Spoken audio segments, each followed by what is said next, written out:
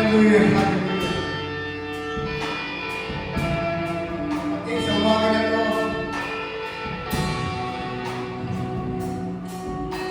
mahal ka ng Panginoong Diyos. Amen. Hallelujah. Sabi ko ng Psalms 93 verse 5, makatay ka sa salita ng Panginoong Diyos. Ang Diyos ay ito, sa nangapalanan, ay nararatang, hallelujah. Kapatid, nararatang ang pili ng Panginoong Diyos. Kapatid, nararatang sa isang malito, purito, Tulog yan sa walang loob. dito, minsan every one of us, ito yung panahon ng pulina sa pagpasok ng Panginoon. Walang iyayayan. Hallelujah, hallelujah. Nararatang sa pahinga ng Panginoon sa mga kapatid. Oh, yes. Hallelujah, hallelujah.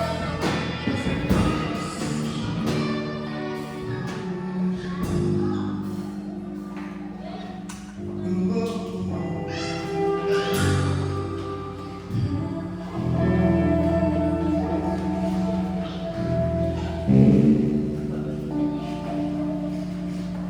Maraming salamat, Panginoon Diyos, sa dakila mong pag-ibig. Hallelujah.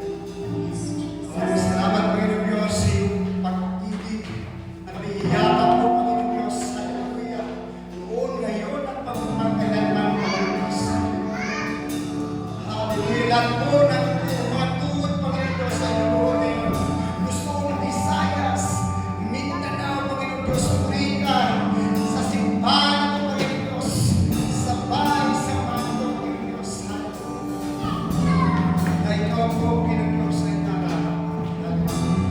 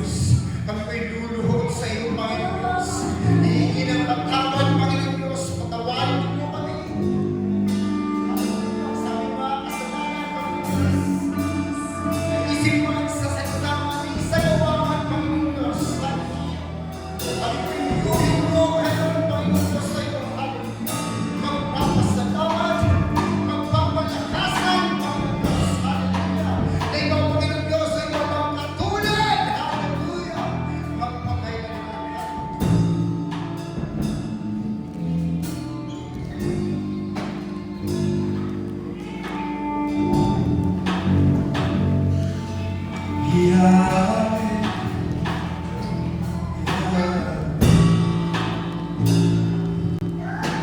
Walang katapat sa buhay ko na lagi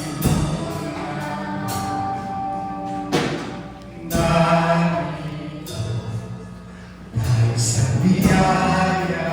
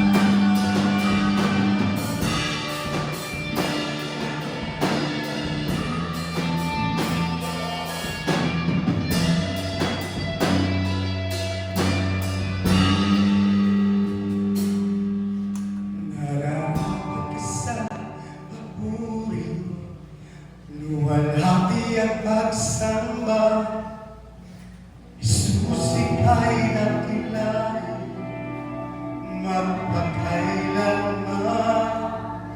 Nararapat ka sa papuri, luwalhati ang pagsamba. Jesus, ika'y nakilay, mapakailanman. Nararapat ka sa papuri, luwalhati ang pagsamba. Itataas ang ngalan mo. Hallelujah, kapatid, minsan pa sa uling pagkakataon, gamitin natin ulit. Nararapat ka naman. Nararapat ka sa papuri, Yes, Lord. luwalhati ang pagsamba.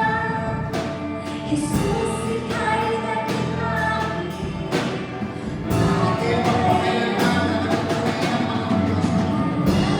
sa papuri, luwalhati ang pagsamba. Itataas ang ngalan mo. Sa uling pagkakataon, mga church, Nararapat ka sa papuri, luwalhati ang pagsamba. Jesus, ika'y nakilay,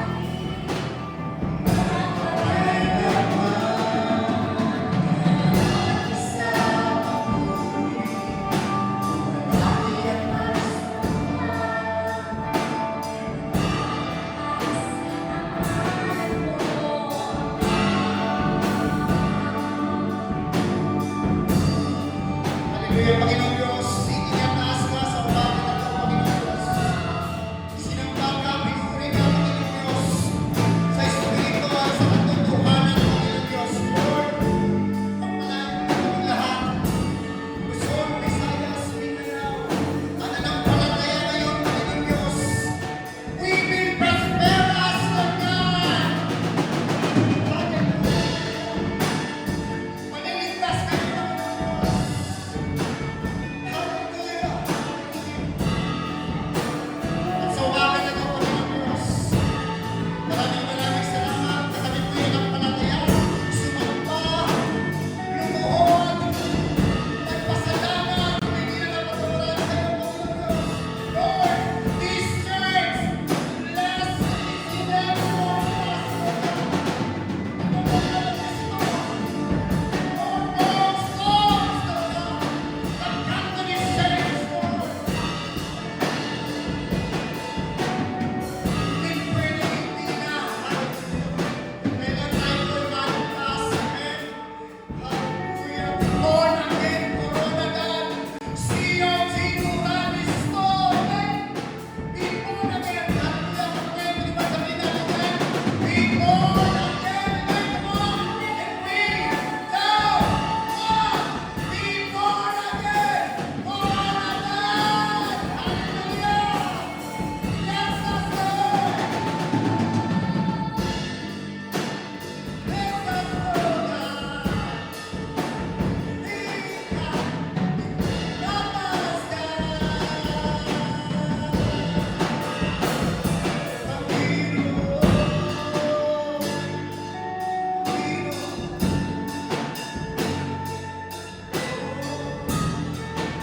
Hallelujah, hallelujah sa iyo ang papuri, sa iyo ang pagsamba, sa matamis kong pangalan na si Jesus na ipapakaligtas. Can we say amen? Hallelujah! Isa pa palakpakan natin. Amen. Hallelujah. Na-bless po ba yung bawat isa? Parang pahinaan. Na-bless po ba yung bawat isa? Amen. Indeed, nararapat niya sa papuri ang ating buhay na Panginoon. No, na-feel natin yung kanyang presensya sa ating praise and worship. I hope na ituloy-tuloy na natin ito. Ready na ba kayo sa pakikinig ng mga salita ng ating Panginoon? Amen. So I'm giving the remaining time to our host pastor, Pastor Ray Barbosa.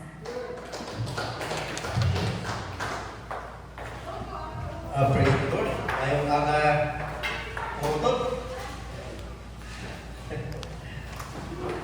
Masaya pa ang lahat. God is good. And all the time. Praise the Lord. Lord. Mga kapatid, ang church building na ito o dito sa fellowship na ito, everyone is welcome. Walang pinipili dito. So, pasok ka lang in fellowship. So, ang Panginoon mga kapatid ay wala siyang pinipili. Everyone is welcome.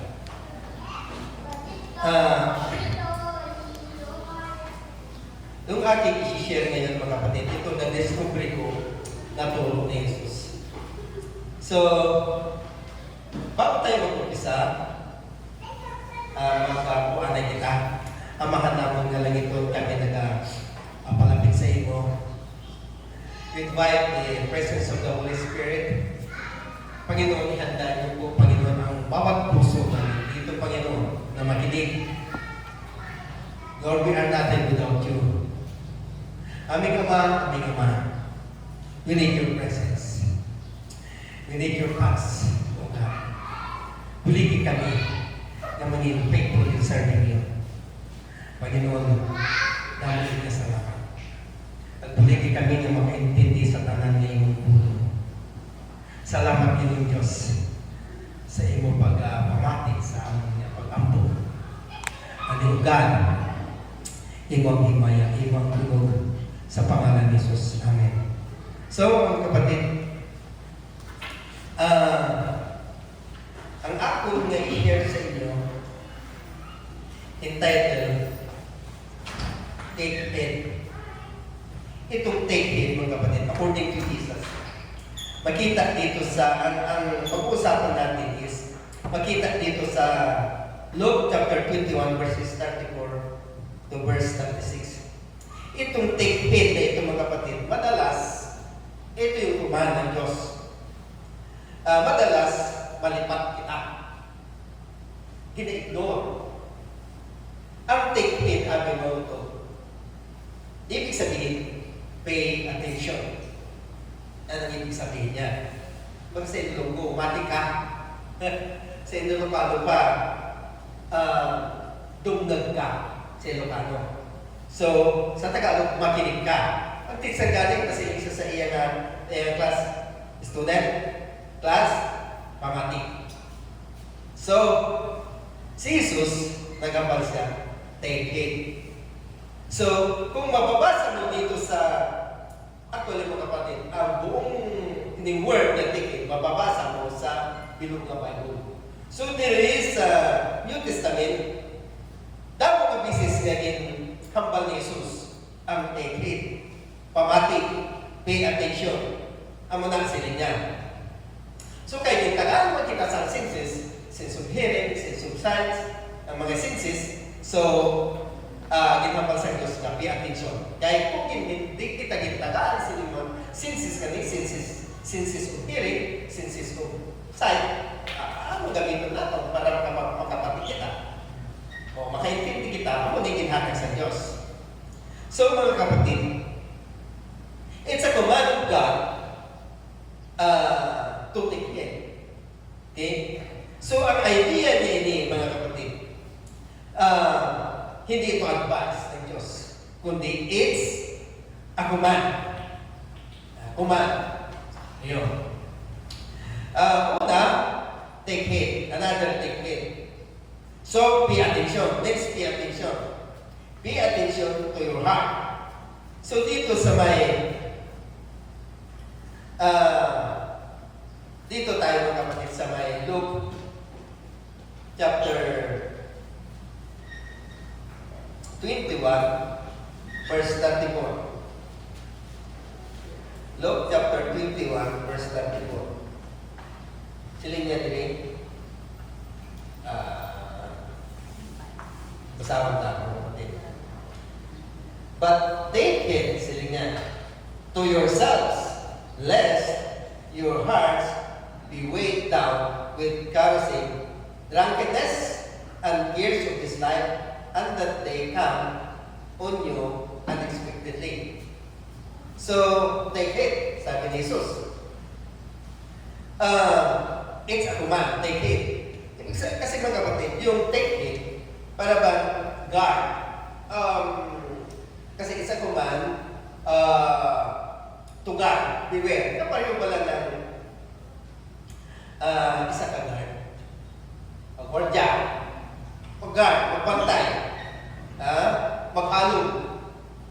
Oh.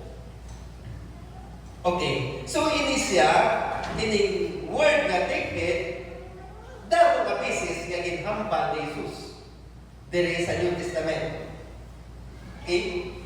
Ticket. Pati, maminaw, magpamati. Listen sa siling sa Diyos. So,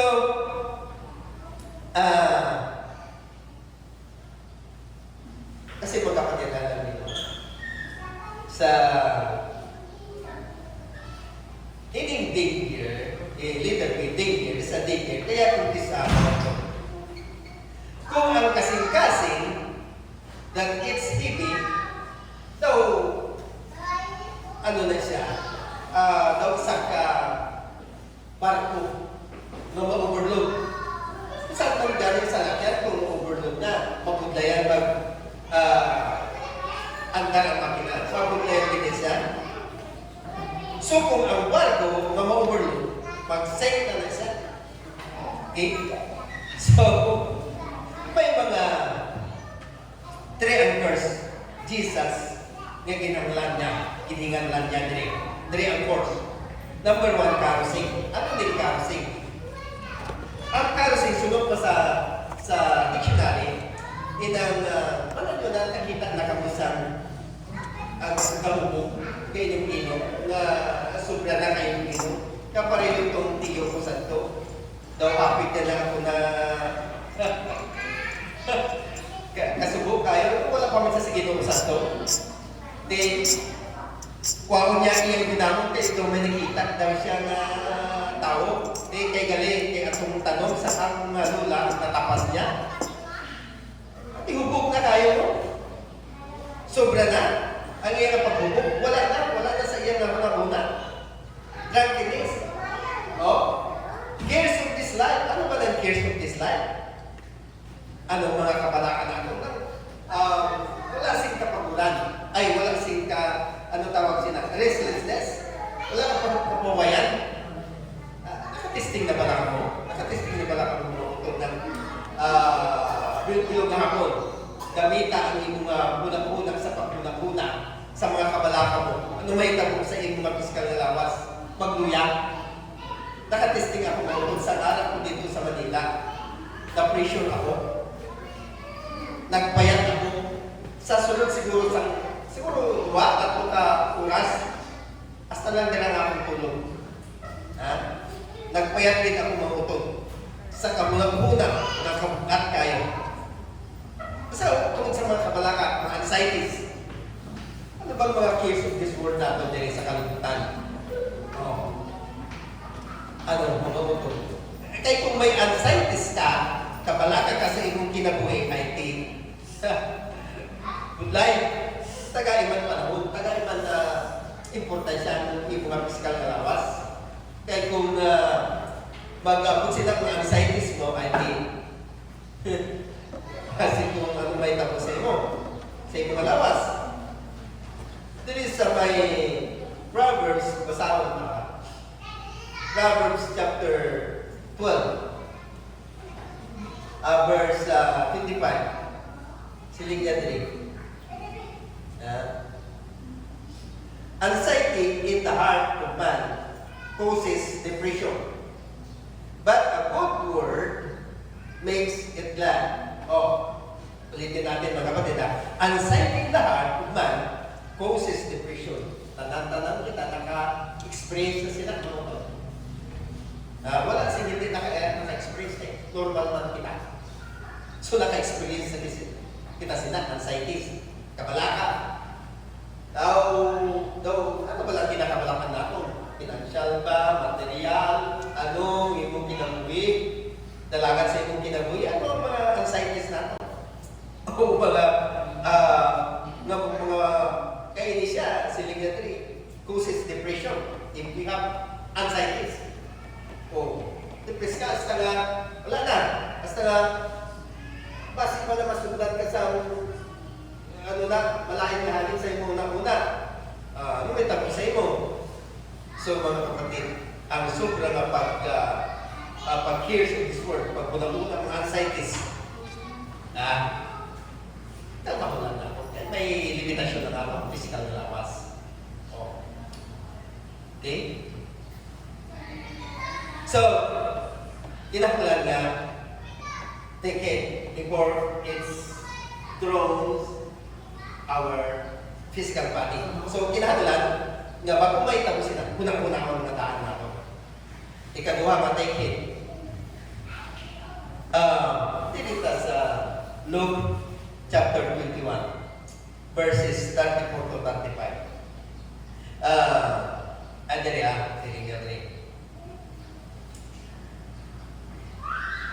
Luke 21, verses 34 to 35. But take heed to yourselves, lest your hearts be weighed down with carousing, drunkenness, and cares of this life, and that they come on your verse 35. For it will come as a snare on all those who dwell in the face, the whole earth is near.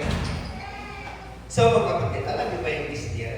Daw kung pareho pala na isda pala na ikaw nagpapamingwit ka.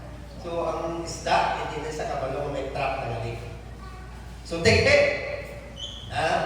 Pay attention pag pinagpatabok sa imo. Okay?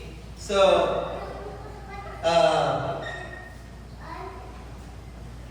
literally, no?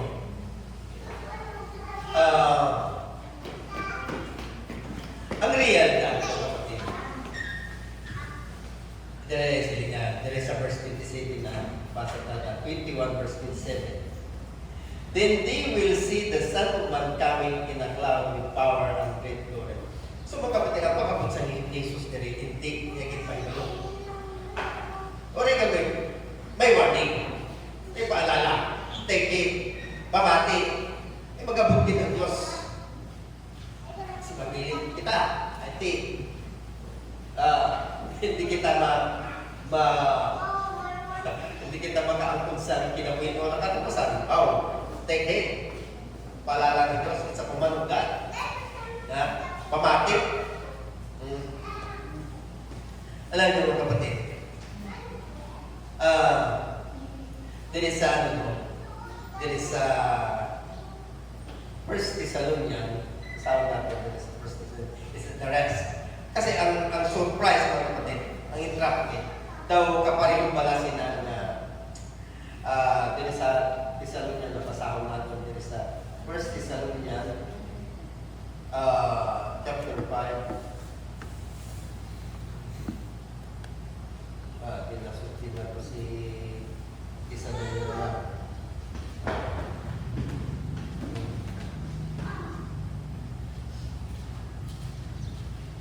Tadi ko sinubukan ako dari nga pagparahin din na para dire-diretso na lang sa lipat ko. Anyway, siling niya dito ang First Thessalonians chapter 5 verse 3.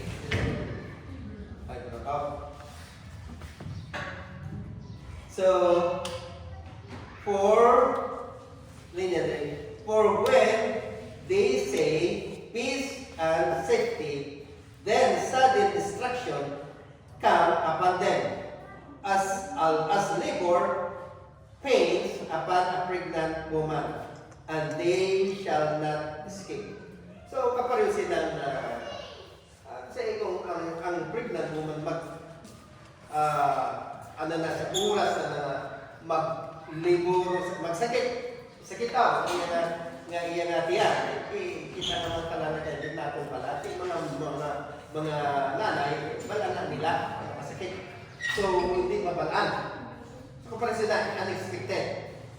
So, ang pag-abing ko, ang pag-abot sa Diyos, kung dili sa may ang pag-abot dili sa may the most dangerous time is persecution, is comfort. Kasi kung minsan mga kapatid, kung komportable kita, comfort nato na gilabad yan, ikaw saway na lang. Dili sa may Luke 17. 17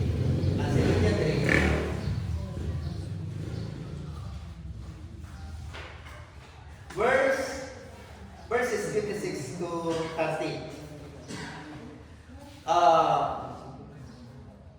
Dili manutog ang iya nga ang istorya sini si Noah. So bala naton ang Noah built the ark, Noah built the ark. And as it was in the days of Noah, so it will be also in the days of the Son of Man.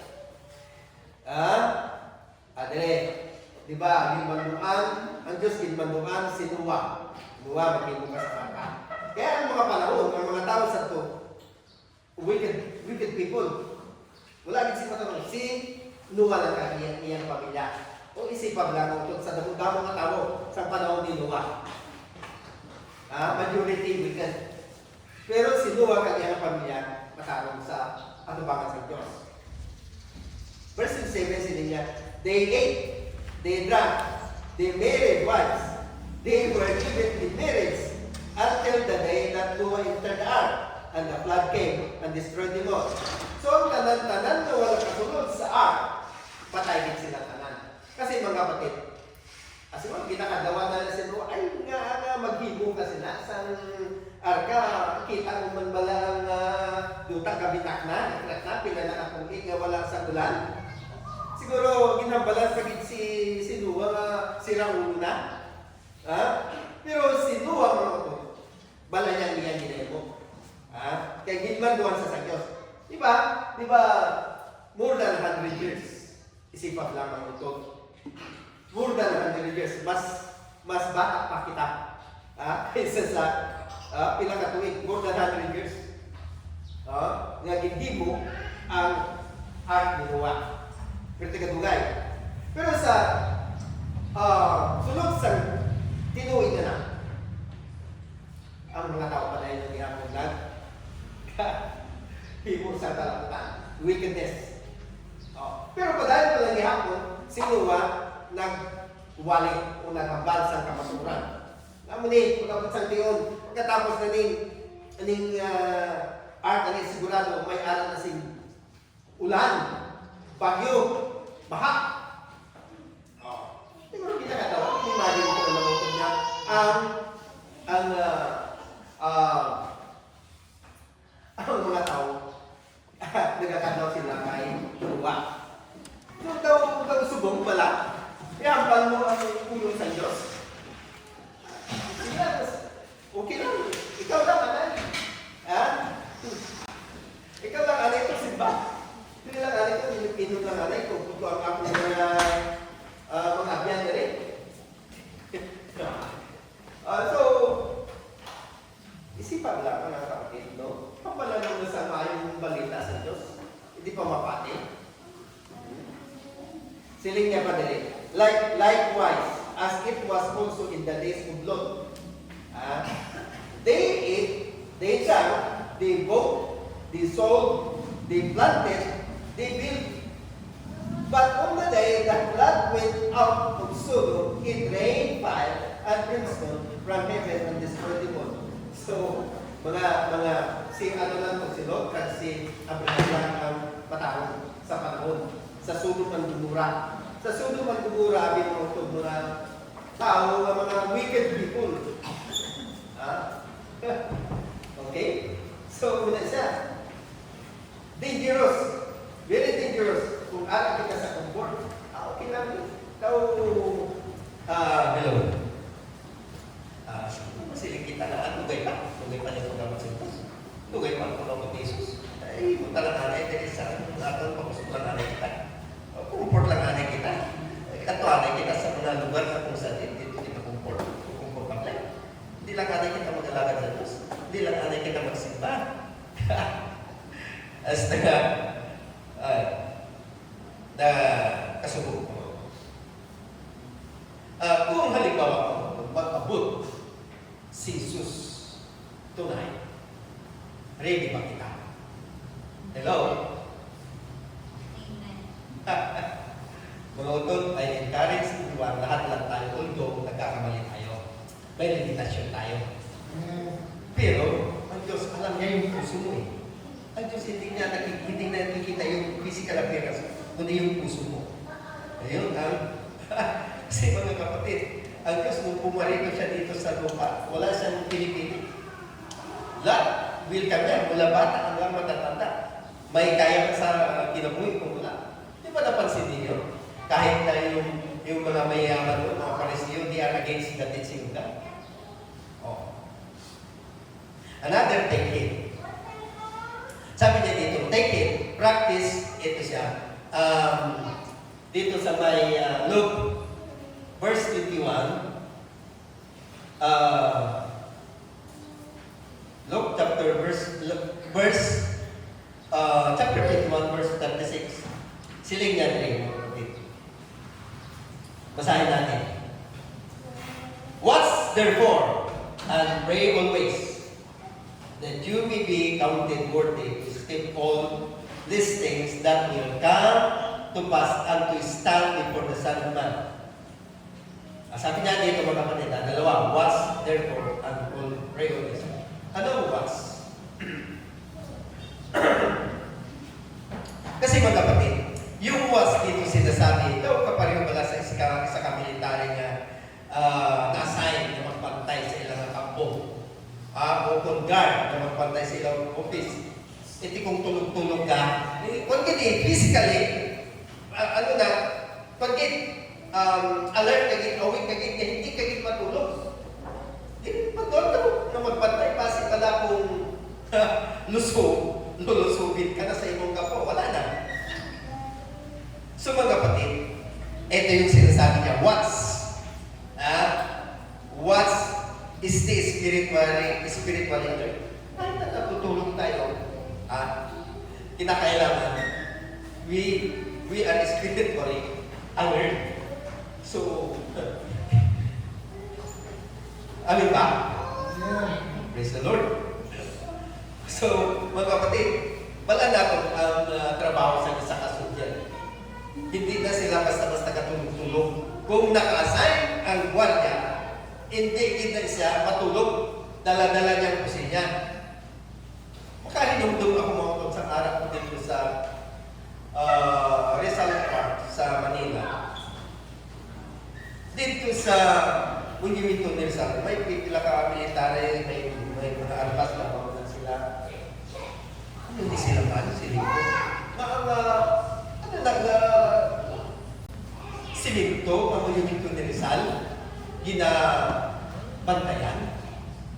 Tingala ko, base sa siling nila mo, may arang treasure. Kaya mo bala? Ang mga ginabantayan sa mga military. Paghapon kita, abot lang subok kung may arang pagkabantay. So they watch, wala tulog. Hindi din sila kapupupupo. Pagkat alert din na sila.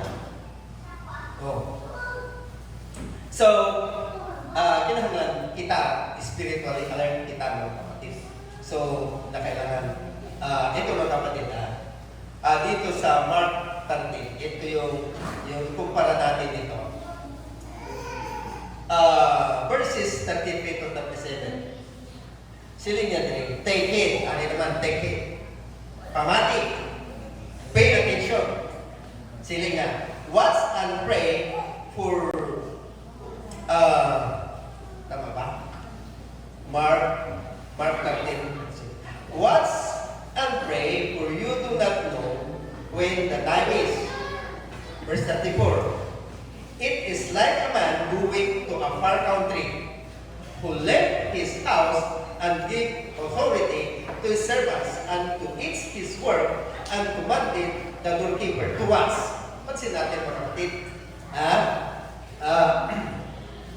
A man going to a far country. So may ala sa tagaan na trabaho. Kumbaga, di-authorize niya na magbantay. Magbantay ang doorkeeper. Kumbaga, doorkeeper siya. Tigbantay, tigbalantay sa pritahan. Kasi pala masalisihan siya, makasunod ang tao. Kung hindi siya magbantay. So watch. Bantay. Doorkeeper. So, verse 35. Watch therefore, for you do not know when the master of the house is coming. So, So, hinali lang pala, arat na, ikaw ang kwartya, katulong ka, ikaw ang doorkeeper, dugay-dugay, kasi lisigan ka, tigal isang pastor mo, nakasunod na siya. Kung ka hindi ka na pagtay, tulog-tulog ka lang. So, sila niya, watch. Okay. So, watch therefore, for you do not know when the master of the house is coming in the evening, at midnight, at the crowing of the rooster, or in the morning, lest coming suddenly, he find you sleeping. Di? Tulog-tulog ang gwardiya, ang doorkeeper, ay makasunod din ang master, ay si akigan siya, kasi si Pao siya sa iyang trabaho. No. Tulog-tulog ka, ay kapulos sa gwardiya. Kinahanglan na ikaw stay alert. Sila nga din sa verse 7. And what I say to you, I say to all watch. So, to all watch, lahat-lahat tayo, mga kapatid. So, mga kapatid, spiritually, dapat we are spiritually awake. Hindi po siguro na nakilang ng mata natin. Tulog kita,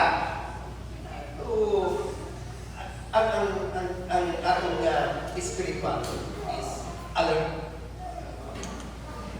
Okay, mga kapatid. Lapit na lang matapos. Other take head naging concern ni Jesus. Okay? So, bigyan natin ang pansin. Dito sa may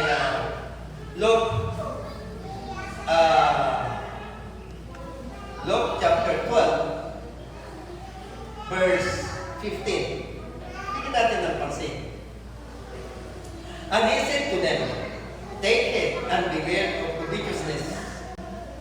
Beware of covetousness. Ano bang covetousness?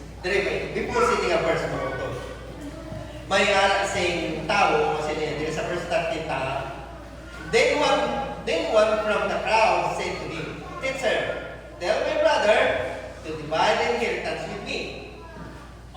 There is verse 14. But he said to him, Man, who made me a judge or an arbitrator over you? And he said to them, take heed and beware of covetousness. Ano ba covetousness? No, kumbaga, pagkutang ba na aral na natin sa imo. Gusto mo pa ang tulong? May aral ko sa nakilala mahulog niya, patay na ni. Ang iyang kapitbahay, nagpakal sa mga appliances, bakal man siya sa appliances. Isang tao niya na, okay lang. Siling dito sa Ten Commandments of God. Isa sa mga Ten Commandments of God sa Exodus. Thou shalt not covet. Basta ginabal niya, thou shalt not covet. Kasi ito yung isa sa mga law ng Diyos. Ano natin gawin? Magtumandit kita. Kita na mga nag-alagad sa Diyos, kinahanglan na magtumandit kita. Take it, kita, pay attention sa ginagawa sa Diyos. Okay? So, dali mga kapatid. Dali sa Mark, malapit na lang tayo matapos. Mark 4, verse 24. Siling niya dali, then he said to them, take heed what you hear. With the same measure you use, it will be measured to you, and to you hear, more will be given. So, ikaw, na nagpamati. Ano yung nagpamati? Si Jesus, itagaan niya, kita si sinses. So, kung ano niya ang gaman, niya mga ginampan, pamatihan na ito. We will practice. Kumbaga, kitsa kuman sa Diyos, hindi kinbaluan sa Diyos ay balang sa Diyos na para sa atong kayuan. Take it, what you hear. So, ito mga kapatid, kung nagapamatik kita sa iyang puno, tutukan din natin. Bigyan natin ng pansin.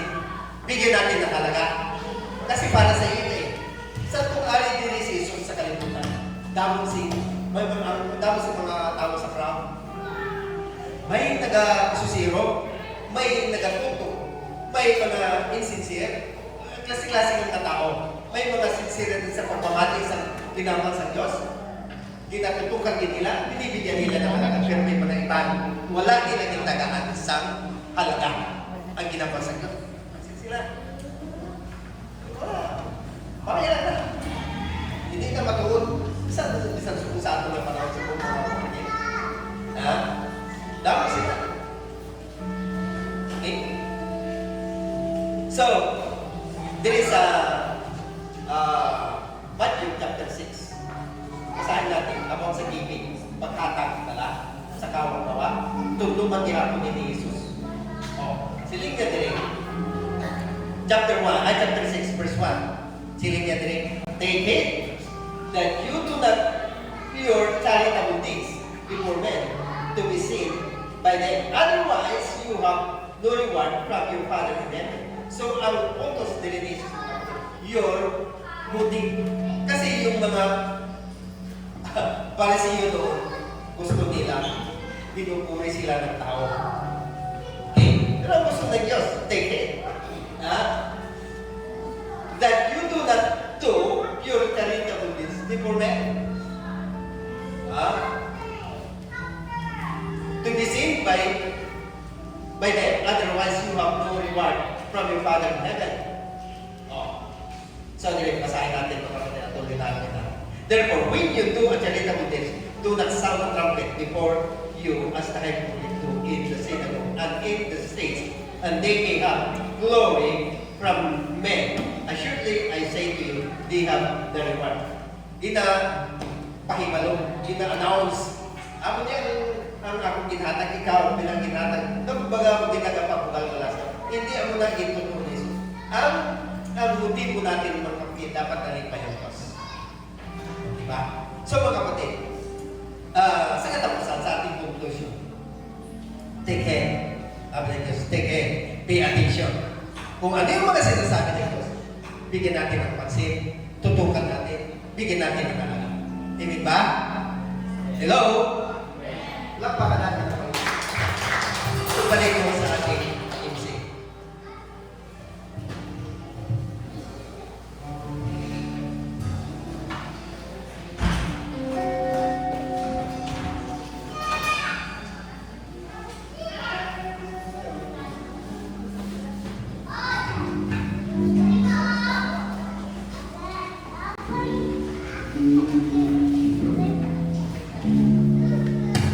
Amen. Thank you, Pastor. As we come to our tithes and offering time, let us remember that giving is an act of worship and gratitude to God. Everything we have comes from Him. And through our giving, we acknowledge His faithfulness and provision in our lives. The Bible reminds us in Malachi 3:10 to bring our tithes into the storehouse and trust God with our needs. As we give today, let us do so with cheerful hearts, not out of obligation, but out of love and thanksgiving to the Lord. May our offerings be a blessing to God's work and a reflection of our faith in Him. Let us prepare our hearts as we give, and as the music team will render special song to our living God, we can march our offering here in front. Amen.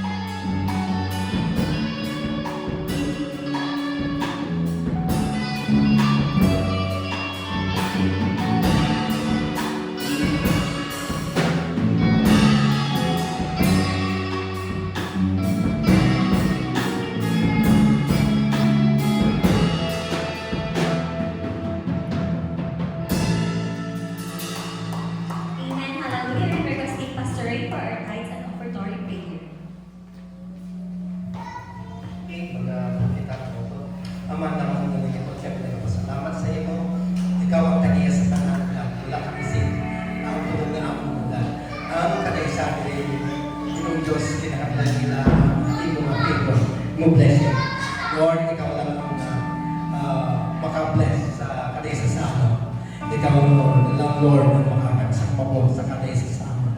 Balaan mo Ginoong Diyos na sunod sa kasing-kasing. Ginoong Diyos, tanim na place ka namin lugar. Lord, ang kwarta nga na tidong din Ginoong Diyos, hindi mo namin kinahanglan. Pero Ginoong Diyos, tungkol kay ikaw ang tagiya sa tanan, sa kalibutan. The earth is the Lord's, and the fullness of it. Ginoong Diyos, Ginoo, huligin ang kami, Ginoong Diyos, maging matutong sa pagkakalit namin sa iyo. Maging faithful in serving you, God. Salamat po, salamat, salamat. In the mighty name of Jesus, Amen. So, kapatid, ginagawa po ang tanan na kita magkito kapag nakantaw na ako po sugi.